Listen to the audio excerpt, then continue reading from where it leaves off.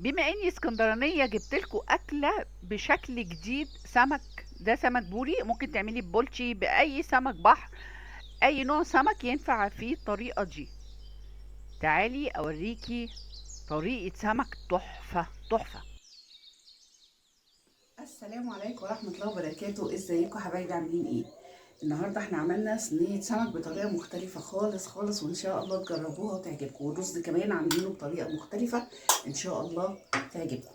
بص، صينية البطاطس تحفة. البطاطس بتتاكل قبل السمك. يلا عشان ما نتكلمش كتير، يلا بينا نشوف عملنا صينية السمك دي ازاي. معايا هنا مقدار من البطاطس، كيلو ونص حسب افراد اسرتك، ما عنديش معيار محدد للبطاطس. انا مقطعه البطاطس هنا بتاعتي تخينه، فحطيت عليها معلقه ملح، وحطيت عليها ميه سخنه من الكتل، وحطيتها على النار تستوي 100%. معايا هنا حوالي 4 5 بصلات، هضربهم في الكبه ضربه واحده، لاني انا هعمل رز صياديه، فما هحتاج البصل للرز وللسمك، فهضربهم كلهم مع بعض. يعني اضربيهم لحد ما ينعموا كده، لكن نعم خشن يعني عشان ما ينزلش ميته. حطيت معلقه كده كبيره من الثوم، وهحط كمان معلقه من الكمون، واول ما تشمي ريحه الثوم والكمون تنزلي فورا البصله من على النار، عشان التومه بتاعتنا ما تتحرقش فتدي طعم مراره، تلاقي الاكله معاكي باظت.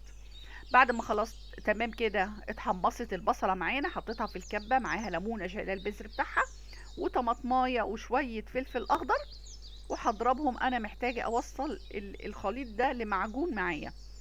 مجرد ما اوصل لمعجون كده هاخد منه معلقه في نفس الحله اللي حمرت فيها عشان اعمل فيها الرز الصيديه.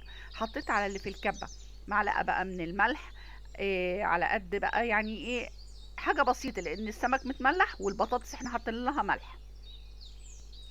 وهحط بقى كل الخضار كده مع بعضه مع معلقه من المعجون اللي انا ضرباه في الكبه ده. انا نقلته في حاجه اوسع هنا.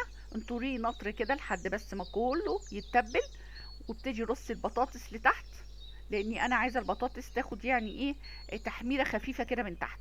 وما حطيتش ميه وما حطيتش اي حاجه، السمك بتاعي منضفاه ومتبلاه بملح وكمون وثوم.